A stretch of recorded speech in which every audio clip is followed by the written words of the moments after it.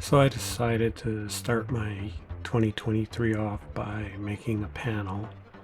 I figured start small and move up from there rather than try to go big and regret it. So I have this piece from the smuggler's room that I bought probably, I don't know, 6 months ago. And just a piece of ABS plastic that I'm going to put behind it. The plastic has two sides, one is textured and one is not. I decided to put the textured side forward this time. Now I have a couple of buttons that I got from, I believe, the Wampus, and they're slightly larger than the smuggler's room panel, so I'm going to put them behind. I want to paint this panel. I'm going to paint it a smoked gray, and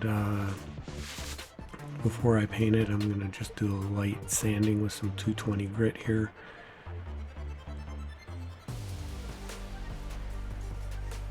Just enough so that the paint sticks well. And you can see I did the gray paint. I don't have my paint booth yet, so I quickly run outside, paint. It's 30 degrees out, bring it back in, let it dry, put it together. Now I want to fill in the lines in this panel that Brian from the smuggler's room made. And a lot of people use spray paint and it works well. I decided to try this where I'm forcing acrylic paint into the grooves.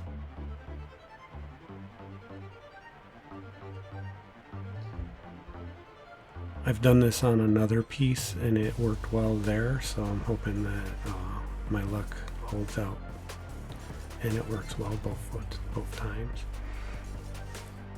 The piece that I just peeled up, I'm going to add some depth, so what I'm going to do is I'm going to paint that section yellow, and then I'm going to put the other clear piece that you see on the left there, I'm going to put over it so that the yellow shows through.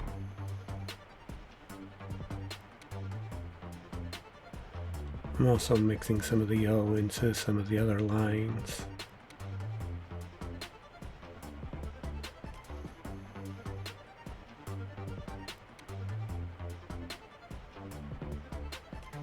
Just in a few places, just so that it gives it a little depth and texture. Cleaning paint out of the hole.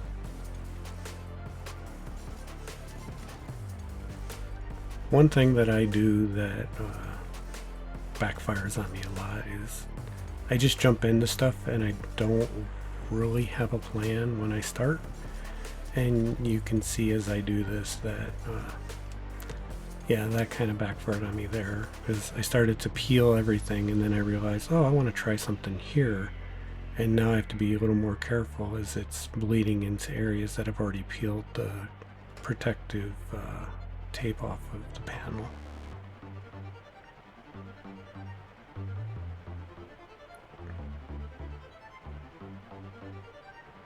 But as I do peel it, you can see the red lines show up.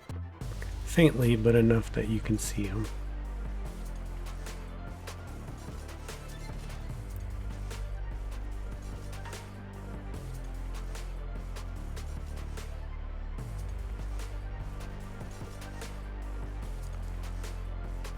Now I'm going to drill out the 4 holes on the corners for some M6 socket head cap screws to hold the two pieces together.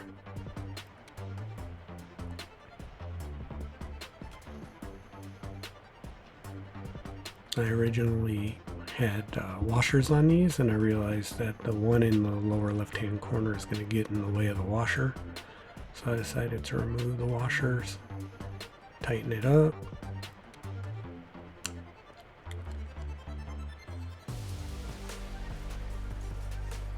I hate working with super glue. I prefer using 2-part epoxy or hot glue, and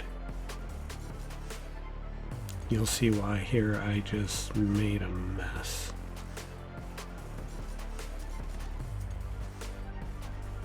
This was old super glue and it just got everywhere and took forever to dry. So I decided I'm just going to make the mess worse and use it as a weathering technique.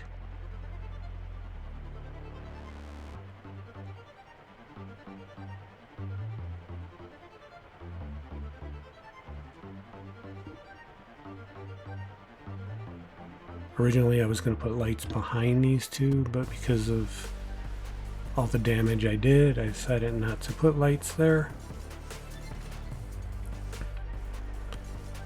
I like to use popsicle sticks for spacing when I can, just because they're consistent enough and cheap. You may recognize the buttons from Whitey's Wicket Workshop.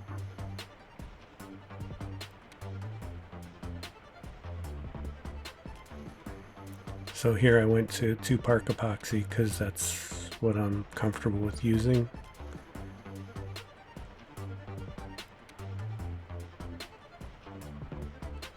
It works well for me and it sets up quickly. The little camera on the right hand side, it used to be an old first generation Nest camera that got fried out, so it got tore apart and became a greebly. Now I'm drilling out all the extra holes at the bottom. Made sure that my LEDs fit.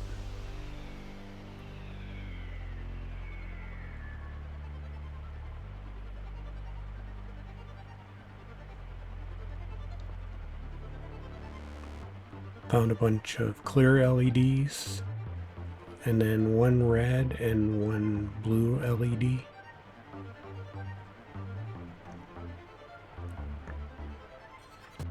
Cleaning up the backside of the holes.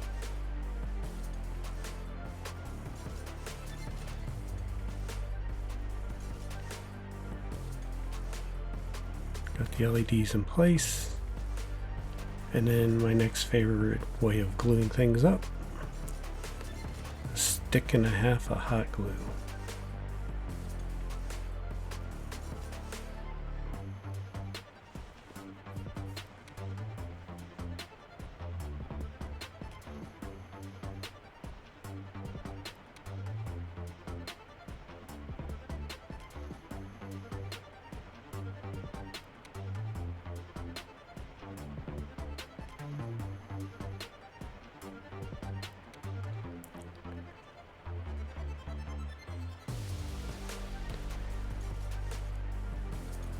Now I'm just trimming up the wires and wiring all the negatives together and all the positives together, because this is all going to be, it's going to be all wired at the same time. It's not going to be in series.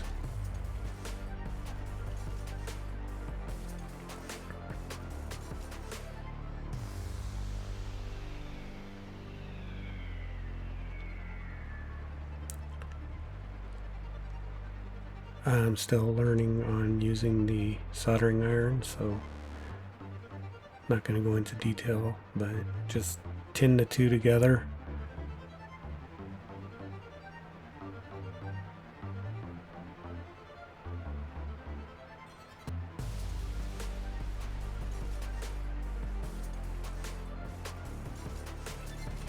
Everything's running off of two CR2032 batteries.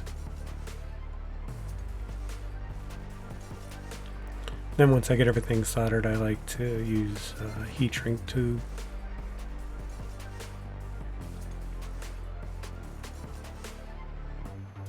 I bend the solder part back on itself and then fold over the wires one more time so that everything's protected, and it also decreases the length of the wires without having to shorten the wires before. If I make a mistake, I can undo this and I have plenty of wire still to fix my mistakes. I was going to do another thing of heat shrink and change my mind. Instead, I decided to just hot glue everything to the back in place.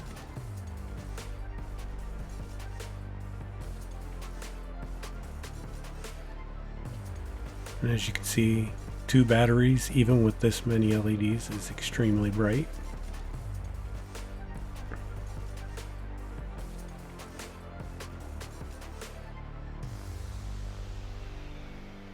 But I'm happy with the look. So now time to do some weathering.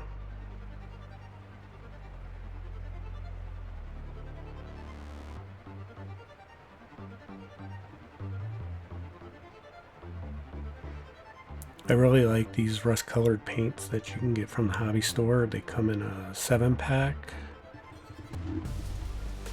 3 of them are airbrush, but the rest are for brushing on. And I do like a dry brushing. And it's an orange, a brown, and then well, 2 different colored browns. One's almost really dark like a black, and then the other one's a little lighter. And then I just take an old brush, don't be afraid to just beat the brush up, and stipple over the 3 colors over each other over and over again.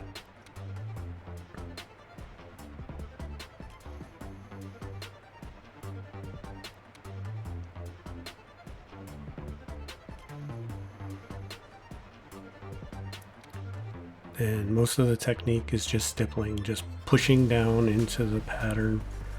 I do not brush left and right, and don't drag the paints that much. I stipple as I move across.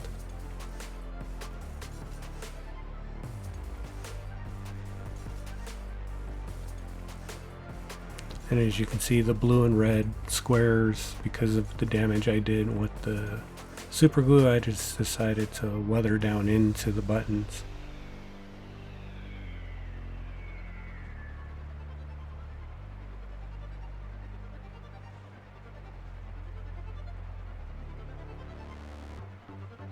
And here's the finished product.